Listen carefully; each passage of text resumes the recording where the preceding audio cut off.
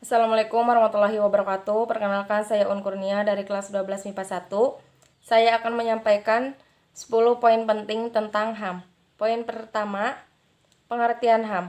Secara umum dapat diartikan sebagai hak-hak yang melekat pada diri segenap manusia sehingga mereka diakui keadaannya tanpa membedakan seks, ras, warna kulit, bahasa, agama, politik, kewarganegaraan, kekayaan, dan kelahiran.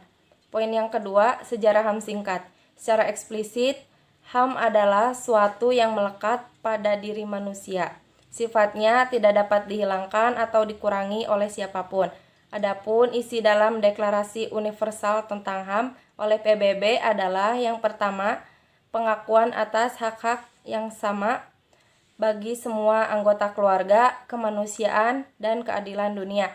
Yang kedua, mengabaikan dan memandang rendah HAM akan menimbulkan suatu perbuatan yang tidak sesuai dengan hati nurani umat manusia. Dan yang ketiga, hak-hak manusia perlu dilindungi oleh peraturan hukum. Poin ketiga, pengertian HAM menurut para ahli. 1.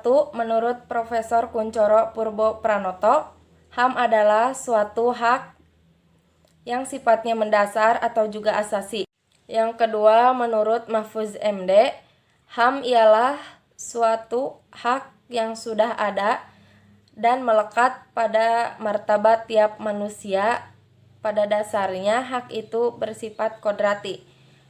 Yang ketiga, menurut Muladi, HAM merupakan segala hak pokok juga dasar yang sudah melekat pada diri manusia di dalam kehidupannya.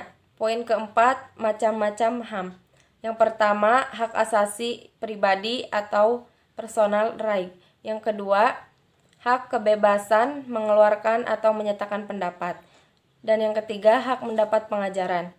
Poin kelima, menurut Deklarasi Universal HAM, terdapat 5 jenis hak asasi yang dimiliki setiap individu, yaitu yang pertama, hak personal, yang kedua, hak legal, yang ketiga, hak sipil dan politik, yang keempat, hak subsistensi, dan yang kelima, hak ekonomi, sosial, dan budaya. Poin keenam, pelanggaran HAM. Pelanggaran HAM adalah setiap perbuatan seseorang atau kelompok orang, termasuk aparat negara, baik disengaja atau kelalaian, membatasi atau mencabut hak asasi manusia seseorang. Poin ketujuh, jenis-jenis pelanggaran HAM.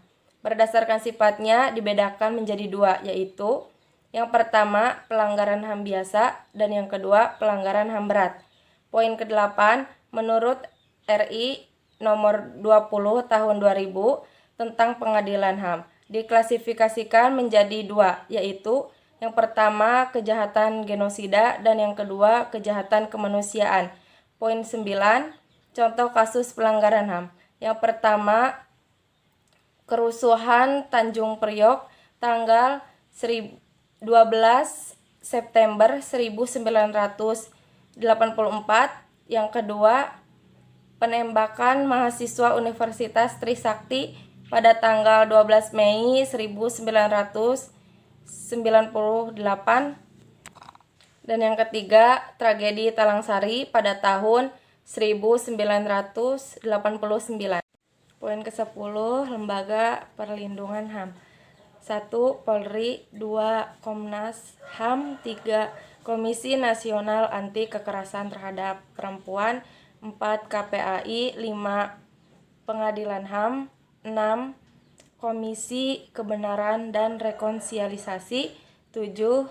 YLBHI, 8. LBH, 9. BKBH, 10. Kontras.